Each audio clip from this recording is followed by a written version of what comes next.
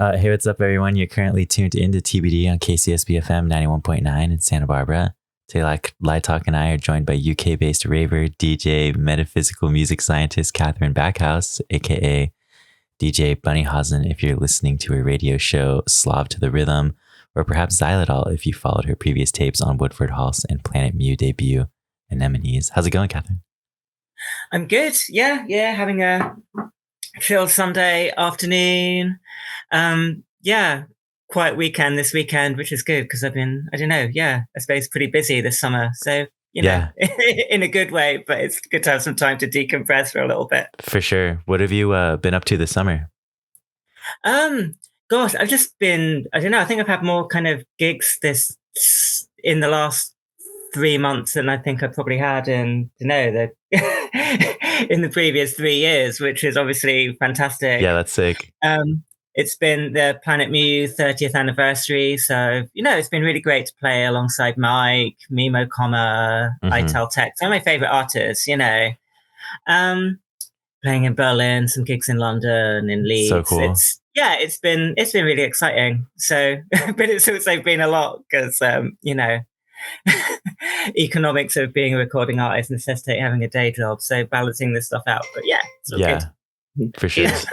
No, that's crazy to hear that you've been able to kind of jump on the circuit, and that, I know you're mentioning the Planet Mu 30th because I think I saw on The Wire some of the ads for some of the shows they were doing or other little stuff, but whoa. Yeah, it's been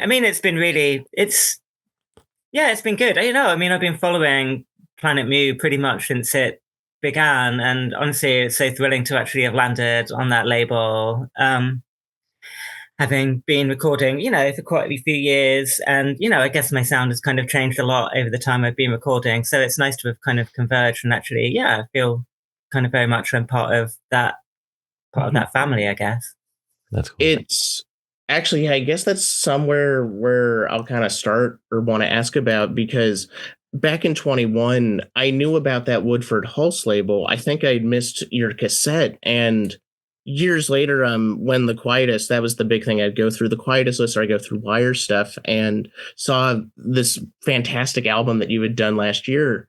And there's a cut on that Woodford Halse tape that, oh goodness, what was it? It was oh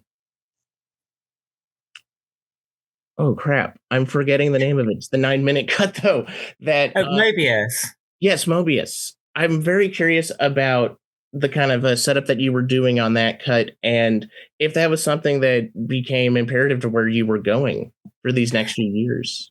Yeah, I think that was a kind of transitional track, I suppose. that started out as a remix for this Liverpool space rock band called Vertex. Oh, wow. And, they're very kind of, they're great, but they're very much in the kind of Noi meets kind of Hawkwind space rock linear motoric thing. So that, they sent me the stems for this track to do a remix with them, and I suppose for that track, I kind of stripped it right back, just kind of keeping this, this insistent kind of drone and the percussive drums, and just kind of layering synths around that and weaving it together. I suppose, I'd always loved kind of cluster and harmonia as much as I'd loved, Noi.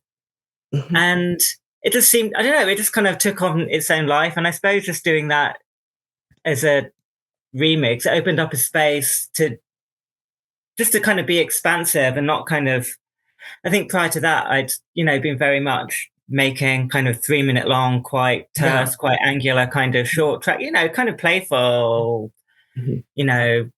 bits of kind of library music, bits of cluster, Neue Deutsche Welle, stuff like that in there, subliminal influence of stuff, like garage and grime that I'd grown up with, but very much not trying to do that. But I think just doing that remix kind of freed me up to be exploratory. And I guess also kind of lockdown opened up this kind of weird sort of headspace in which, I was lucky enough not to have to be kind of working full time in that, during that. So it's okay. have this space, and it's a weird time. So it just allowed this space to kind of open out, really. I was also using kind of a multi-track tape recorder for a lot of the album as well, which is a complete change of kind of process from just doing everything digitally. So, it opened up another kind of portal. So also the stuff that you've been doing, especially over the last few years, it's been almost all digital at this point, or do you still use like a 4-track to kind of tinker, doodle with like making melodies or sort of patterns in that sort of a Comiche vein? Yeah, I mean, sometimes, I have a tape deck, which I sometimes, feed things through to give it that nice kind of compression on certain elements. In fact, I mean, broadly, I'm putting things together digitally, albeit in a really clunky old version of Cool Edit Pro. Just not because of any kind of romantic attachment. It's just because I'm really resistant to learning new tech, and I've been using it for years. So, I suppose I have a kind of, the process kind of changes, and it's maybe a little bit haphazard. Do you think I have, Oh, just in terms of keeping and using that old, what piece of software was it again? Oh, it's a really old version of it. So it used to be called Cool Edit Pro, and then it became Adobe Audition. So, in that kind of transitional period when Adobe bought it. So, I mean, just like, have you gotten better just on using that over the years? You just know exactly the prefixes and things you're going for? Yeah, I think I have, particular elements of that software that I use. I kind of feel it's quite intuitive, even though it's kind of clunky. The interface on it is very old school. I kind of know the limitations that it holds, and I don't know. Yeah, I just find I just remember first trying to use Ableton and just like this thinking, I don't know what to, what purchase do I have on those? It's almost too kind of expansive. So actually this, it's very open. It's very kind of, it's non-linear kind of editing software. You can pull things everywhere. You're not kind of like clipped to a grid or anything. So actually, you have a lot of kind of space to do things, even though some of the process on it are probably really long-winded, kind of like, chopping up breakbeats or whatever. There's definitely kind of software which will do that for you. But I think in the process of actually doing that kind of manually, you get something kind of interesting that falls through, even though it's kind of probably pointlessly laborious. Yeah. But maybe there's something romantic about it being pointlessly laborious, or just getting there to that process. Yeah. So great. I guess maybe going a little bit farther back, like as a teen, because you mentioned all these kind of nonlinear sort of editing here. Were there any tools as a teen or in your early 20s that also had those, or were really critical for you? When I was like, this is really going back, when I was kind of my early teens in the kind of early 90s, I was using an Amiga and using, oh God, I forgot what it was called. This really clunky software to try and, I was trying to make stuff that sounded like Underground Resistance on this Amiga 500. I don't think I was even vaguely close. It was really kind of like adolescent experiments. I think I'm kind of, I gave tapes away to friends. I don't even have a copy, but, I did that. And I didn't really do any music for, at least a decade, until a friend gave me a copy of FL Studio in the, Fruity Loops as it was in the early 2000s. Oh, sick, yeah. And started, making tentative stabs at kind of, doing some sort of cross between cosmic music, grime, and library music, and Neue Deutsche Welle, whatever I was kind of obsessed with at the time. And that's, that's the earliest Xylitol releases from the mid 2000s. Yeah, that was what I'd seen there in a couple other interviews and things you'd done. The mention again of the Comey stuff that you had done with DJ Leon.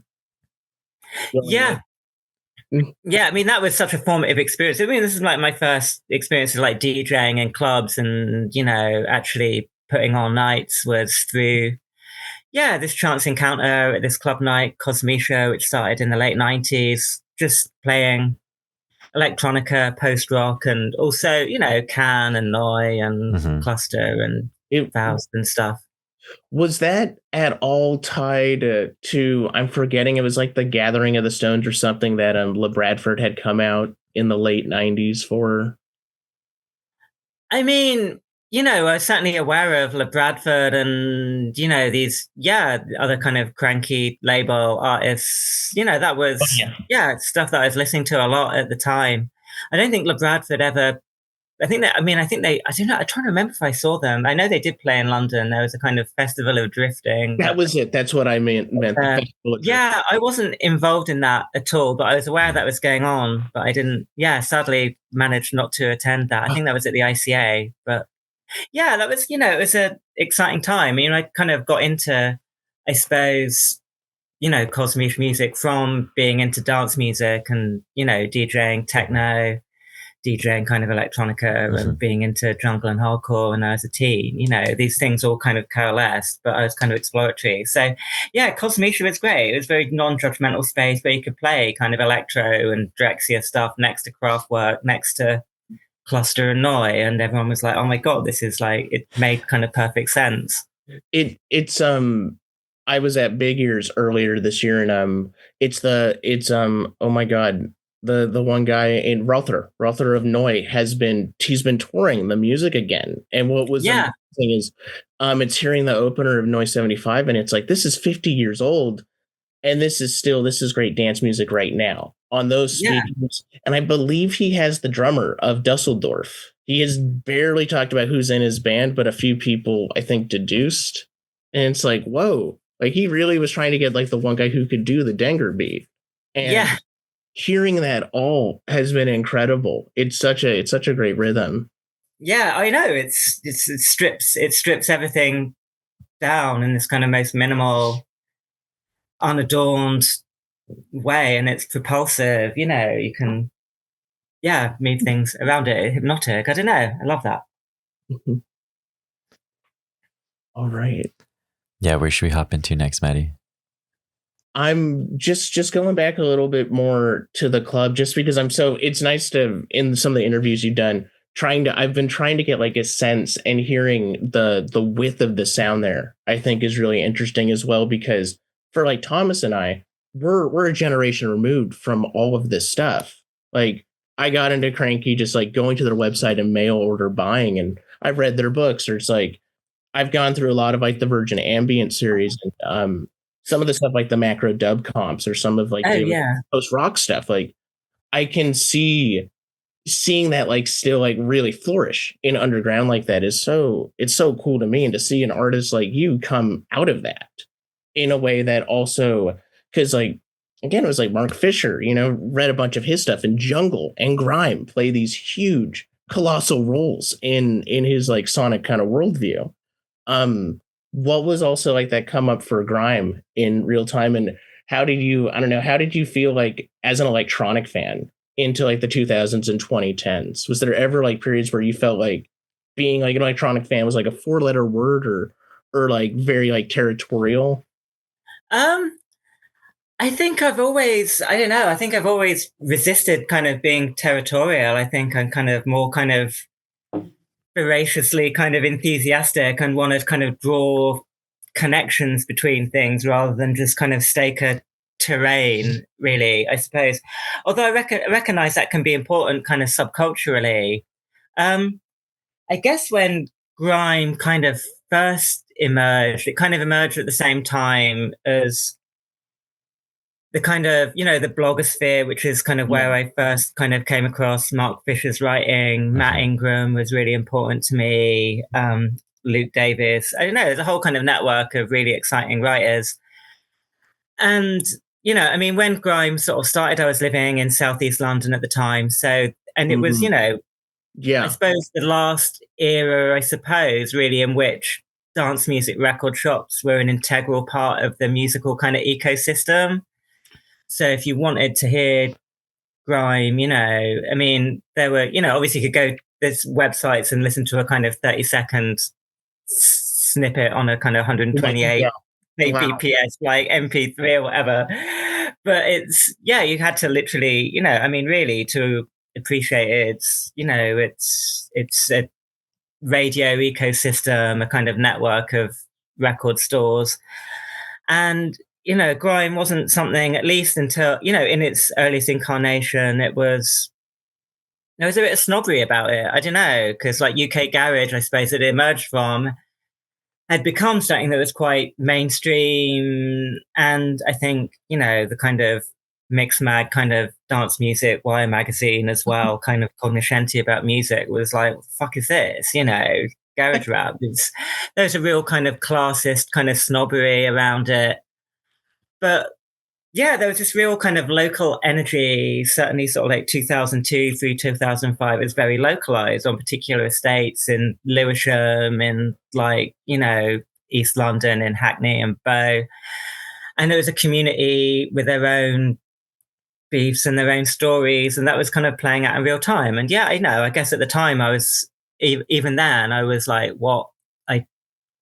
in my late 20s, I suppose, when that broke. And even then I felt there's a bit of I suppose there's a class division because, I'm middle class and suburban. And also a kind of age division. It's like, am I allowed to be into this? Is this okay? But, it was exciting going to shops and, being kind of white label. This is the new Wiley cut. This is new, Lethal B, Tubby T and D double, whatever. It was just so, it was so exciting. And that was, I suppose I'd kind of, in my early teens, I was, also, I suppose it was kind of Sheffield bleep techno as that fed into Belgian techno and hardcore. Yeah. And again, I grew up in St. Albans and there was, I was lucky enough to have an older brother who was like 4 years older than me and into cool stuff. And I was desperate to hear what he was into. So he'd drive us up to I've forgotten what the shop. Yeah, up to Stevenage to the dance music shop, Hardcore Records there. And have you got any, as a little 14-year-old, have you got any, that bleep music? Got any stuff that sounds like LFO? And they're like, no, we've got these Belgian 12 inches. And they're like, oh, this is exciting. Give me all of those. So, save my pocket money. It's exciting. But I don't want to romanticize that. I mean, that physical connection and that investment is really important, but I don't want to be dismissive of how music circulates at this point either, because I don't think how it was then is kind of better. I think it's just, it creates a different level of investment and a different way that this music kind of circulates. Yeah. And I suppose grime happened in a different way because it was in that sort of time in between. So it was very quick for music journalists to jump on it as a scene and, to take its own life and to become something international from something local. So that's why, I don't know, that's creates the excitement really, that kind of, it was simultaneously this kind of thing that could proliferate internationally, but also had its kind of roots within these local communities. There's so many great little points, but like just right off of that point, I had recently read a little book on shoegaze that the 33 and a third series had put out, and I really liked what Ryan Pinkert had done with it because he focused on the music press side of it and really emphasized that point. And that's something that I think's been crucial. Is like for Thomas and I, we've looked to different like pieces of British press in the past, or like have discovered all of the hype, the machine of it behind it all. And there's a ton of fun to it, but also like we're both, collectors of stuff, and I'm like crazy tape collector at times. And I've like picked up some of those NME tapes from the 80s, which I'm actually like right over here, like Indie City. Oh yeah. Those I wish I had the one that had Noy and Can on it. That's a really great one. But then also like bringing up like some of the warp bleep techno stuff. It's really funny. I had like last year, like a serious phase of like wanting to get all that. And I think Matador and Warp at the end of the 90s, they did the comp that had all the tunes. And some of those, especially like the Richard H. Kirk stuff, I really love Test One and Clonk. Clonk to me is crazy. Yeah. Incredible. I mean, I don't know. Yeah, that was probably one of the, first cool records I bought, when I got past kind of the Casey and the Sunshine Band kind of thing, it was like, I remember going with my brother to our prize. He bought Orbital chime, and I secretly wanted to buy Chime by Orbital, but I bought this record with a pink cover, Sweet Exorcist Test 1. Girl behind the counter was like, what the fuck? It was me. I really wanted Chime by Orbital, but I bought Test 1. So, how cool am I, 14-year-old? And that two paths diverged. Exactly, both exciting. But yeah, sick. Oh my God. I mean, but those early Kirk records, the Clonks Coming EP, the kind of 8-track one, that is trippy as fuck. I don't know. It's and just coming across that at that kind of age, it's how does this fit into any kind of, what I've heard before? It really was like this kind of this alien thing that kind of rewires how you perceive music. Totally. No, I mean, even for about probably 14, I would have found the GTA San Andreas stuff. Then they had their house station, SFU1. Yeah. They put Pacific on that. They put Pacific State. So it's what do you do? It's very different. It was very artificial. It had a very slick saxo. It was so hard to get a read on where aesthetically. And I'm really glad I got to hear because it broke me. And I'm still giving that to people. I'm still I just gave it to a friend. We found a CD with it and he's like, this is incredible. Yeah.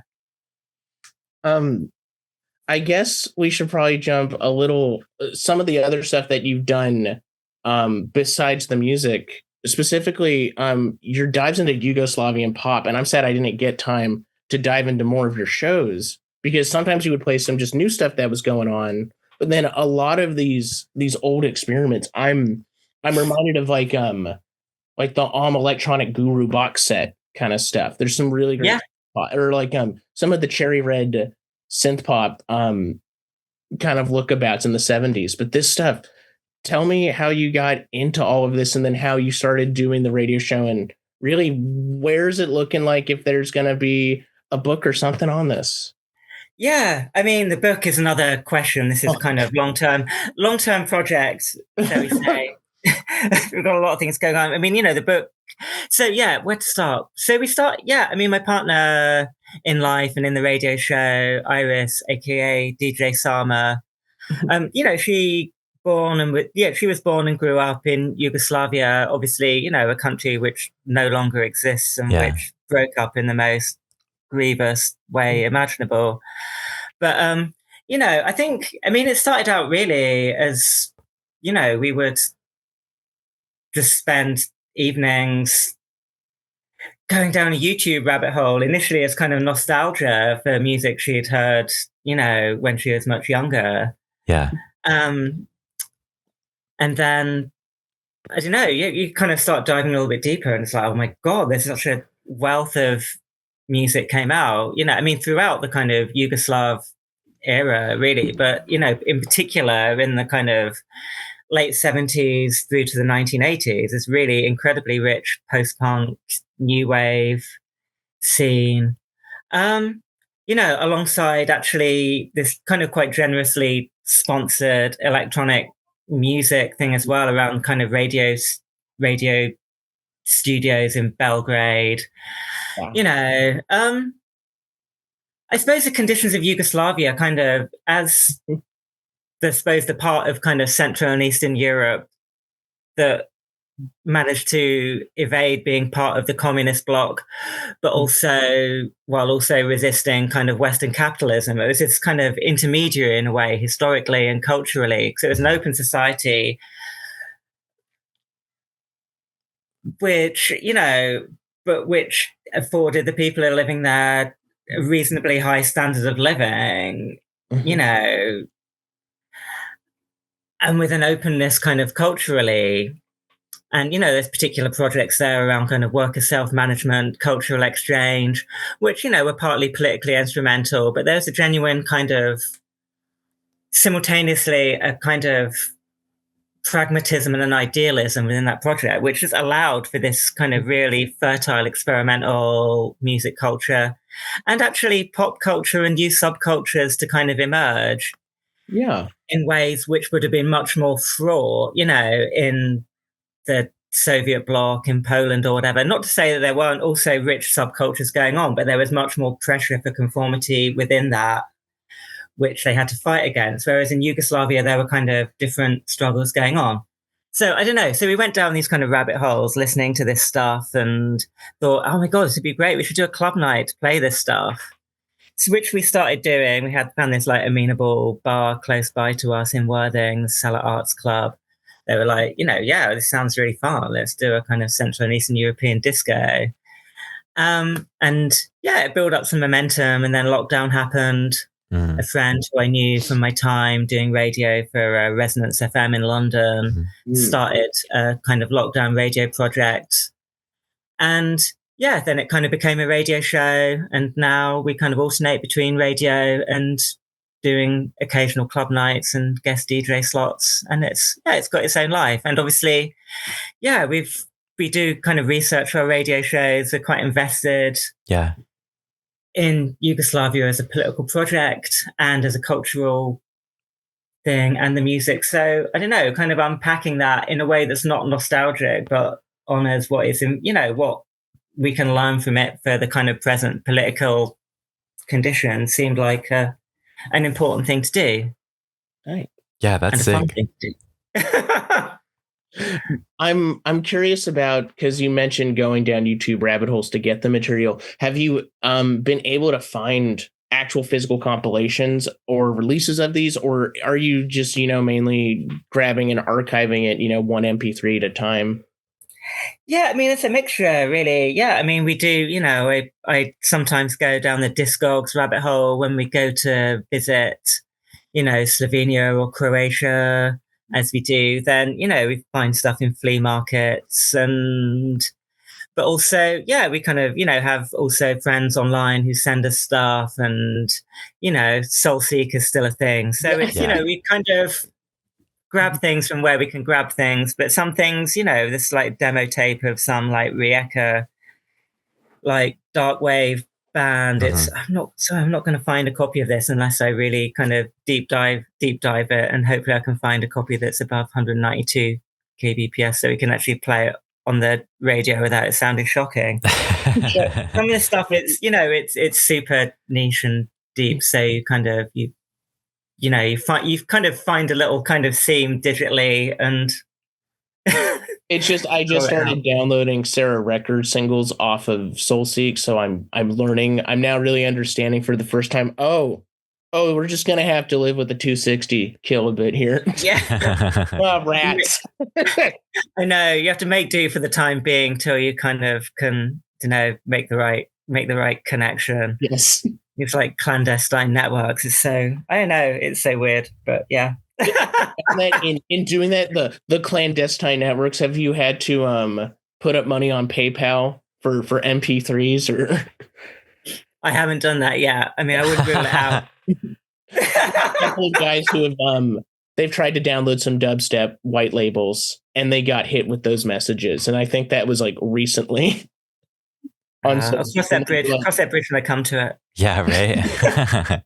With also when you're going through this material and you're kind of just like amassing little stories or parts, are there tensions, like also just like, because you talk again Yugoslavia, its collapse and ultimately the wars that follow and the magnitude of that in this music, do you hear those like tensions or kind of stuff like that?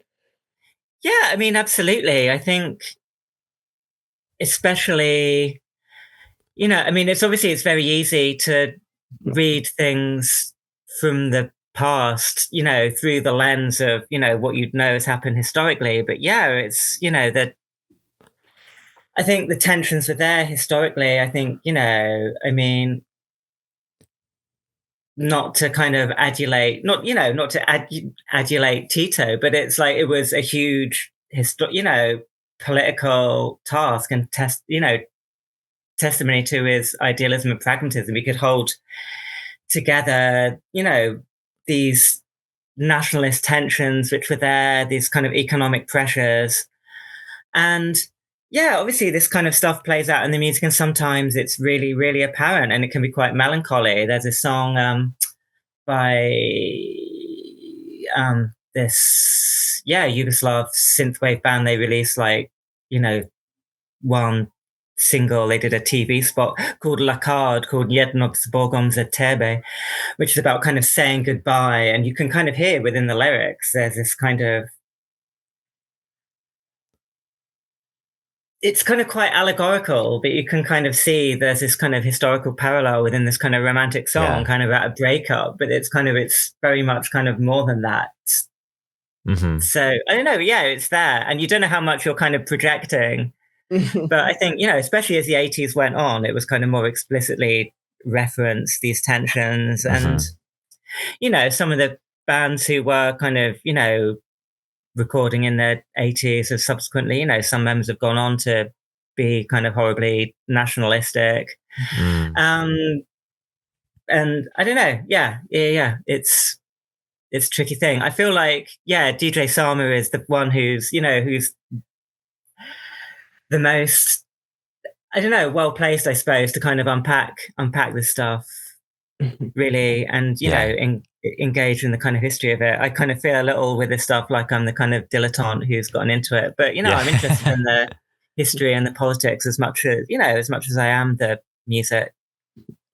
I think I was just so interested because the show also sounds really good. There's some nice future sounds and just kind of stuff that's there.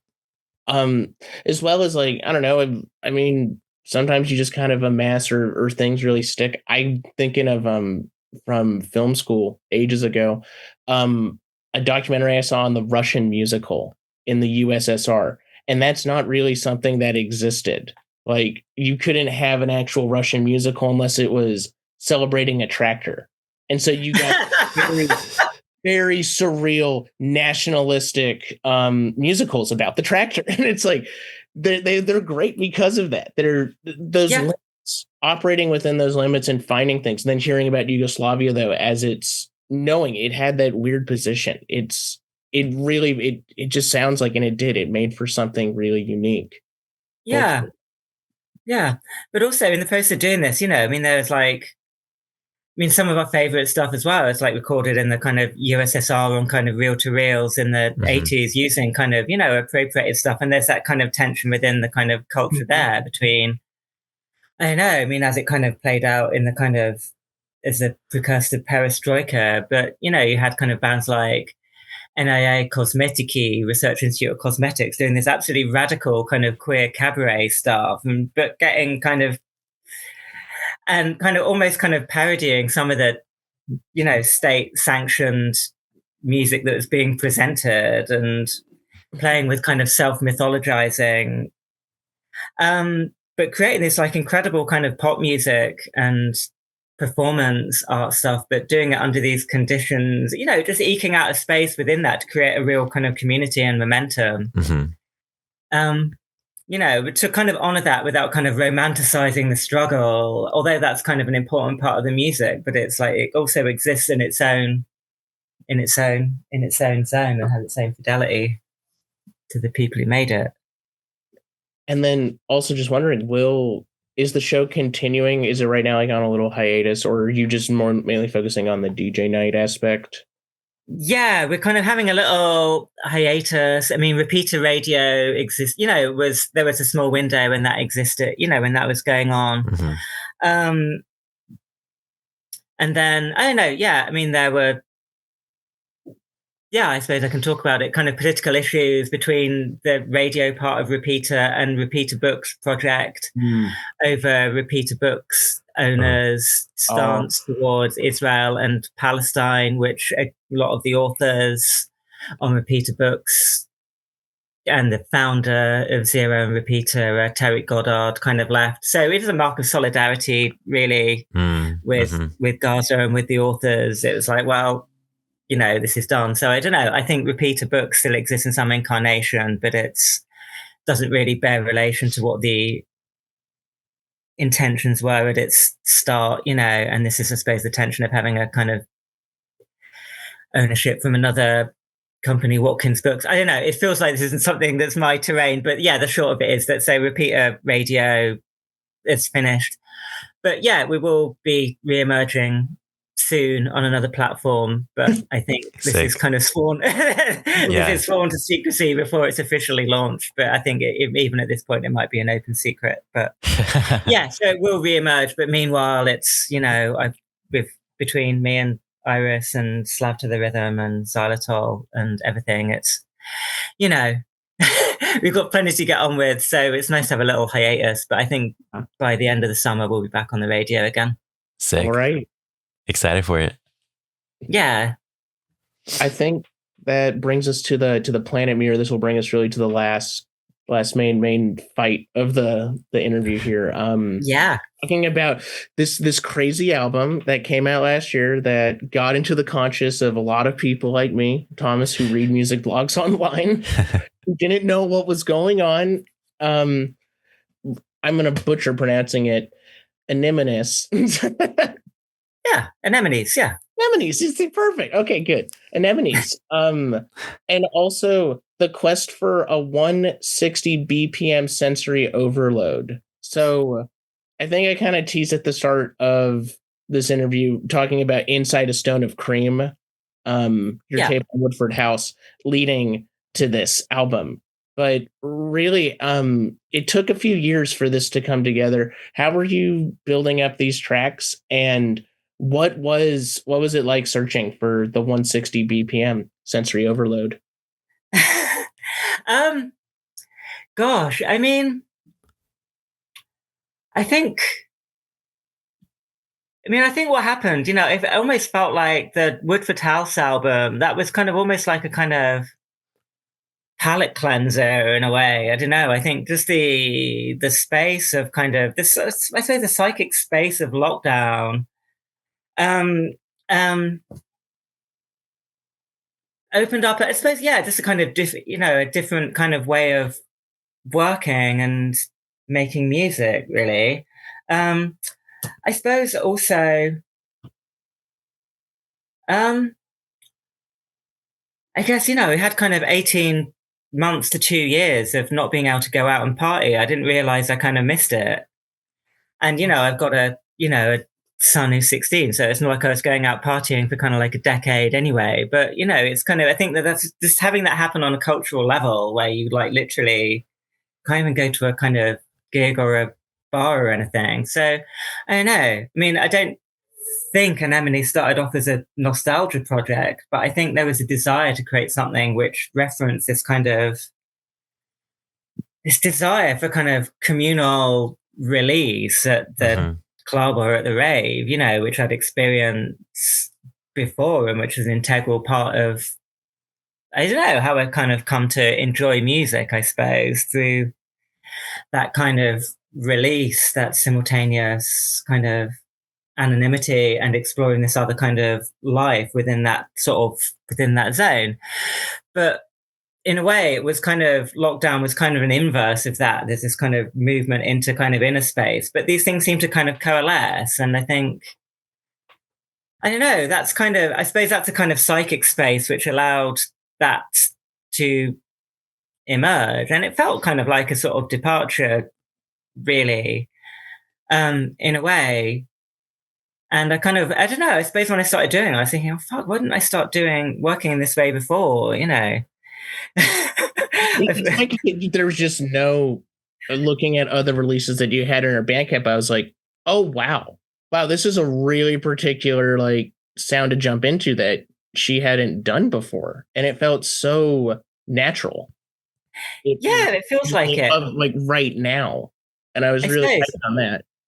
Yeah. I mean, I suppose there's one track on Inside a Stone of Cream, which kind of, I used a kind of tentatively kind of sneaked in a kind of amen break into it. And it's, it's quite exploratory. It's kind of very slowed down. It's almost kind of, it's trying to aim at this kind of screwed and chopped kind of dolphin jungle kind of track, quite aquatic.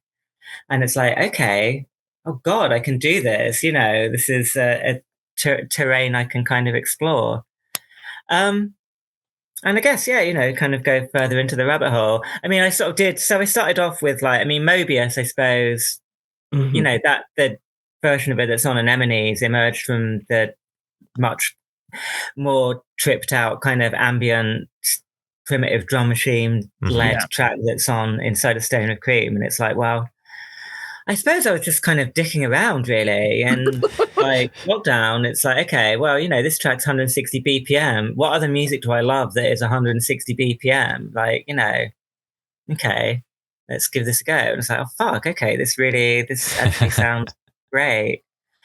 And I suppose that also recontextualized a lot of the music I'd kind of grown up with, like kind of Botech and Source Direct, DJ Crystal especially. It's kind of, it's cosmic music with a fucking heavy breakbeat, especially like DJ Crystal. That's like, it's almost like Tangerine Dream with this like driving filtered breakbeats. It's like, so I don't know. It just seemed like kind of returning to a kind of historical kind of lineage from the vantage point of the present. And without being hung up on this historical moment or without being nostalgic, So I did, these kind of 3 little tracks, and I sent it to, to Lara, Mimo Comma, because she was running a sub-label at the time of Planet Mu, Objects Limited. And, she passed it to Mike, and Mike was like, this is really good. Do you want to do an album? And obviously I was a little bit kind of thrilled about that,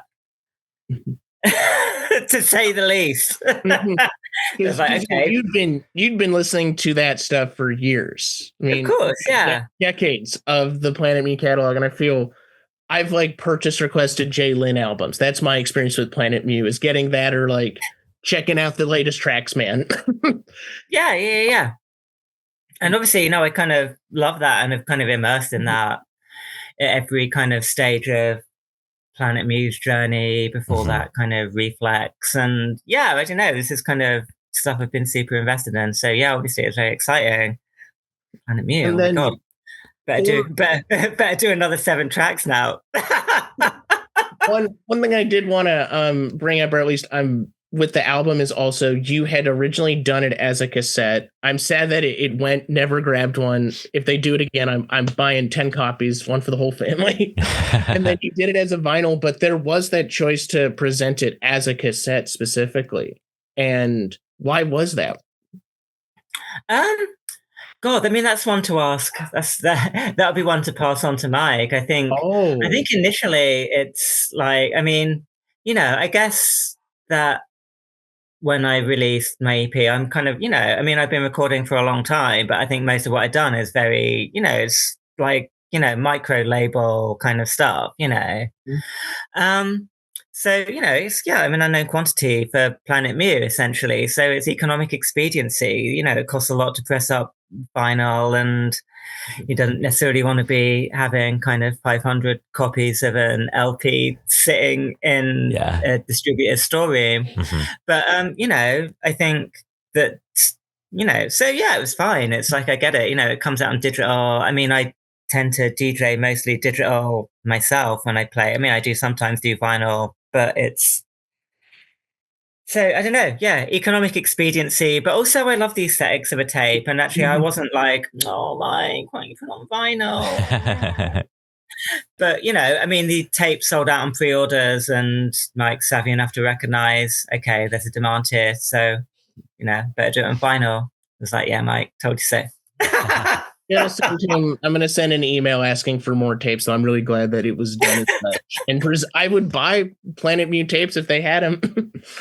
They've done some great. I know Mimo Comma's last album, Decimation of I, is like beautiful on tape, and there's this kind of the photo gallery that goes with it is almost like this kind of bleak sort of photo novella. So I don't know. I think it does kind of it. I think it can sort of suit the medium. Going back to the album, or some of the kind of themes, some of the aquatic stuff that you were going for, that very sort of watery, weightless flow to it. I'm also thinking of a cut like I think it's on Akko. There's a very particular like melody or sound you get. It almost sounds like you just scored a goal or kind of something. I don't know. It's very good, but with the melodies that you were making on this, especially because that's where you were developing like the gutter kamish kind of idea or stuff. Yeah. Yeah. I would Right. say so. I don't know. Yeah, I mean, I'm a sucker. You know, I'm a sucker for a melody. I don't know. It's kind of. I mean, I love kind of textural music and very kind of minimal and deep kind of stuff, but also, you know, I've I've had a weakness for, I've always kind of loved Italo disco and kind of, corny kind of piano house in the kind of 80s and 90s. But also, the more kind of ludic stuff that was happening in, cosmic music. I mean, I keep coming back to Cluster and Harmonia, but I think, the Zuckerzeit music from Harmonia, that like those two albums, they almost make me cry melodically, but there's nothing sentimental about them. It's just incredibly beautiful music that's out of time. So Yeah. I don't know. I think just it's really, for me, it's how can I kind of channel that, but in a way, I don't know. I think I also respond to music beautifully in when I'm dancing, when I can kind of move to it. And I think just these things, I don't know, they're not kind of anathema to each other. I think you can create this stillness while having this kind of powerful rhythmic kind of momentum to it as well. Mhm. So, the idea is to capture that. And I think there are fleeting moments where I maybe have. I'm thinking as well of like kind of the major start of the album, Jelena or Helena. Oh, Yelena, yeah. Again, they're just such a beautiful, such a wistful in that back half. But there's such a flow state. Like that harmony, that synth line, it zigs in such a way it feels like a samurai sword almost. But it's so beautiful. It's so haunting to that. So totally. I have to commit. I have to say, like, yes, I get that. Yeah, thank you. I don't know. I'm so glad because, that's what I've loved in most of the music that's kind of influenced it, really, whether that's like DJ Crystal, meditation, or, oh, I don't know. I'm shit remembering the names of tracks, but, there's that simultaneous stillness and Mhm. movement. And I suppose, I don't know, I like kind of directness of emotional connection with music, even if I'm kind of wary of kind of stuff that's overly sentimental, but I kind of strive to be direct, rather than kind of led by some kind of conceptual process. Not that I'm dismissive of that, but that's just not, I can't, can't work that way.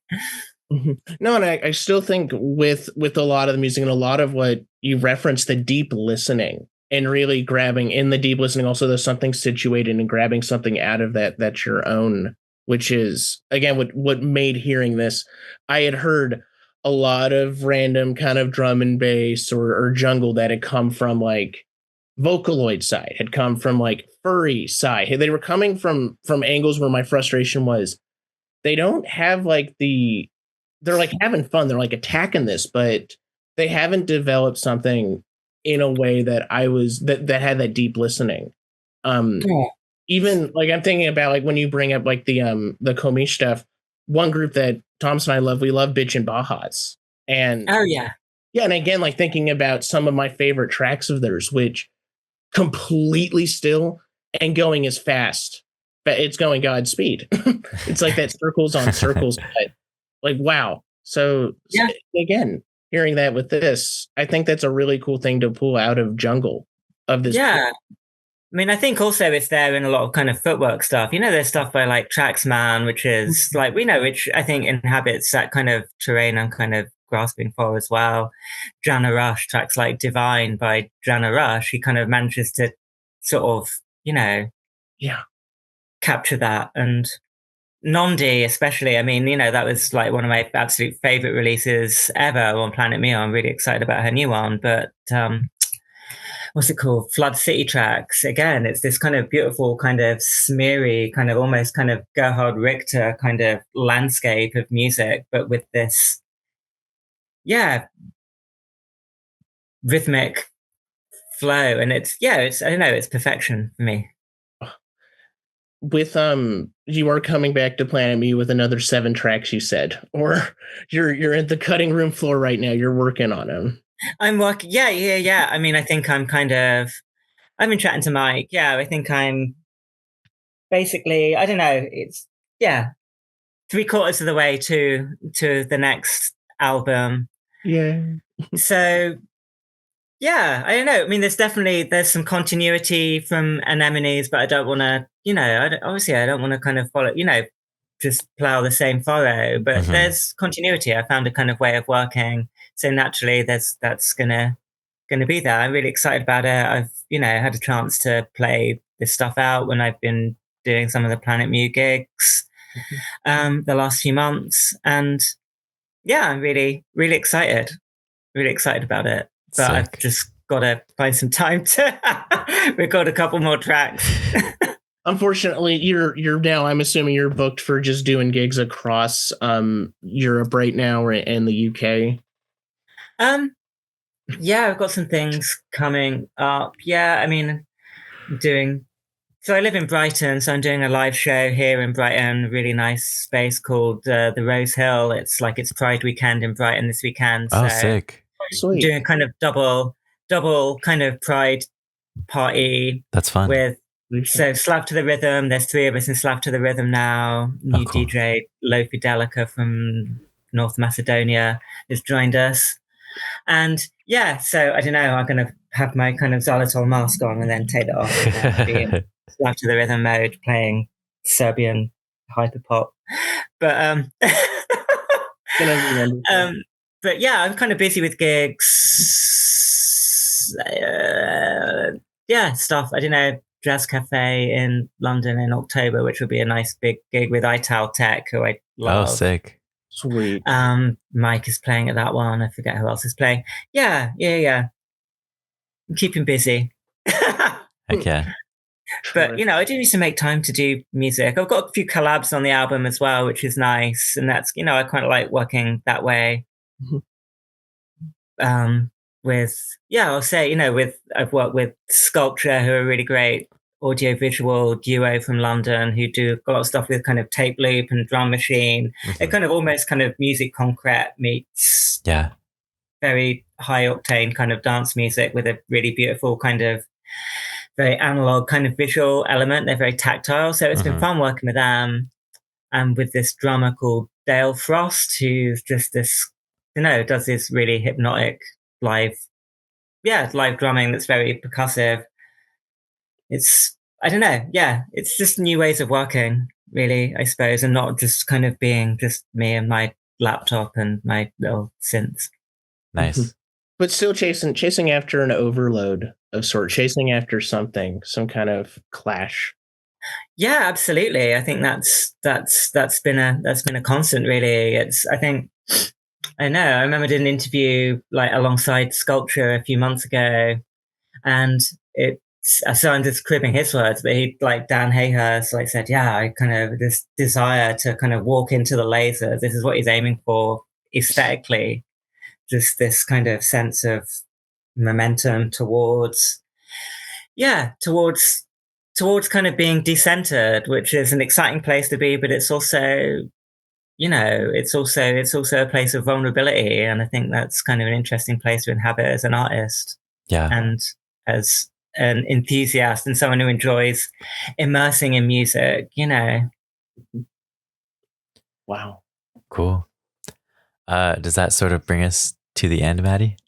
I think that's a really nice little spot to stop at, or kind of get us into a wrap up detente here. Yeah, I don't know. Do you want me to ask the last questions, Maddie? The last couple questions, Thomas, go for it. I guess I've talked too much. Yeah, you're good. I guess where can people keep up with all things Xylitol? So yeah, I mean, I'm still, for my sins, on Instagram, much as I try and unplug from the metaverse. I'm still there. So if you find me as Bunnyhausen, that'll, keep you up to date of what I'm doing and whatever kind of brain farts I've got going on at a given time. Sick. I'm on Blue Sky also as Bunnyhausen. Cool. And yeah, my back catalogue is, and any new stuff is on my Bandcamp, xylitol.bandcamp.com. And yeah, on the Planet Mu website, usual places. Sick. And also, Slav to the Rhythm has a website as well, although I'm lazy at keeping it up to date, and that's just slavtotherhythm.com. Tight. I guess anybody listening, that's where you can keep up. We do have like one more question, I guess. It's kind of, we ask it to everybody. Sure. It's an important question. Thomas, you got this. Okay. I'm here for this. Maddie always gives a scenario, but I just give it straight up. So a rat is going to jump into your mouth. Do you want this rat to jump into your mouth head first or butt first, and why?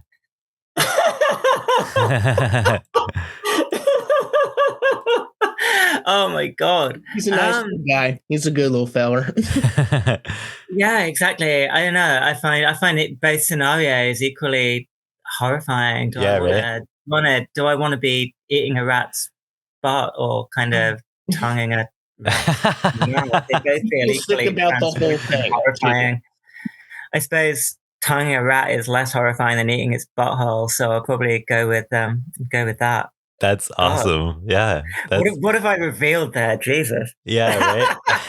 A very pragmatic thinker. You went straight for the disgust, for understanding, the worst elements of it. You didn't see the rat as a friend. I'll tell you that. Not as a child. I don't know. Yeah. Yeah, that's awesome.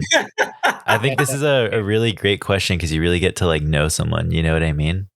It's maybe know too much. Yeah, right. All right. Well, I guess that's all we have for today. Thanks for tuning into TBD on KCSB FM 91.9 every Sunday, 4 to 6 p.m. This has been Xylitol. Thanks so much.